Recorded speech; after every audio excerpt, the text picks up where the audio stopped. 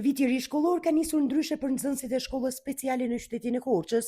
Këtë vit, fëmijët me aftësi të kufizuara do ta kenë më të lehtë rrugën drejt arsimimit, fal një automjeti të ri që do të shërbejë për transportin e tyre nga shtëpia në shkollë dhe anasjelltas. Automjeti është dhuruar nga Fondacioni Mensen Kinderen, një donacion që vjen në ndihmë të dhjetra familjeve, të cilat deri më tani përballeshin me vështirësi të mëdha për të siguruar transportin e fëmijëve të tyre drejt shkollës.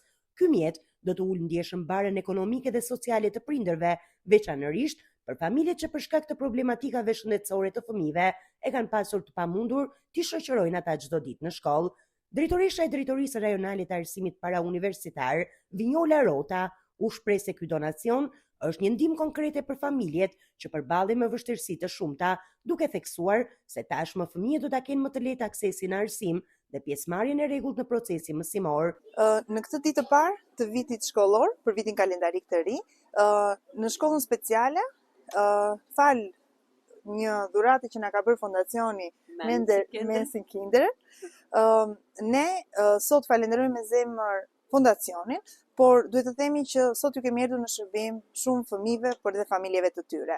Kemi disa familje të cilat nuk kanë mundësi për shkak të problemeve motorike që kanë fëmijët e tyre dhe nuk vinë në ambientet e shkollës. Sot ne kemi realizuar lëvizja e fëmijëve do bëhet sipas një kalendari dhe nuk do vinë vetëm fëmijët që kanë probleme në lëvizjet motorike, por të gjithë nxënësit e kësaj shkolle ne do t'i sjellim nëpërmjet mjetit të transportit.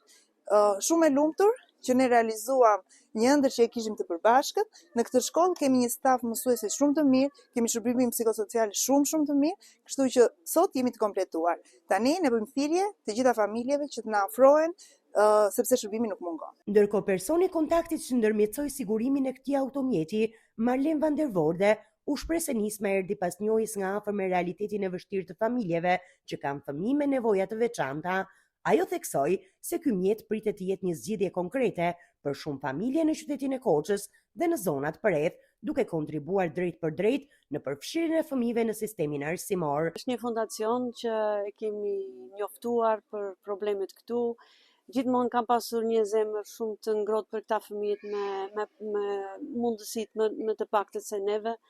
Edhe kur e kam kërkuar atë fondacionin, në fillim nuk ishin dakord, po kur erdhin këtu edhe panë sa mirë është shkolla, sa plotësuar është, sa mundësi mund të japin njerëzit që nuk dalin dot nga shtëpia, ata duke biseduar në Hollanda, sa po do ta bëjmë. Edhe kështu, unë jam vetëm një mjet midis edhe kemi sjell këtu edhe shpresojmë vërtet që shumë fëmijë që janë bllokuar në shtëpi mund të vinë këtu, mund të mësojnë, mund të edukojnë, mund të fillojnë një jetë tjetër. Në shkollën speciale të qytetit të Korçës mësojnë aktualisht rreth 30 nxënës nga qyteti dhe zonat përreth, të cilët kanë nevoja specifike në marrjen e edukimit.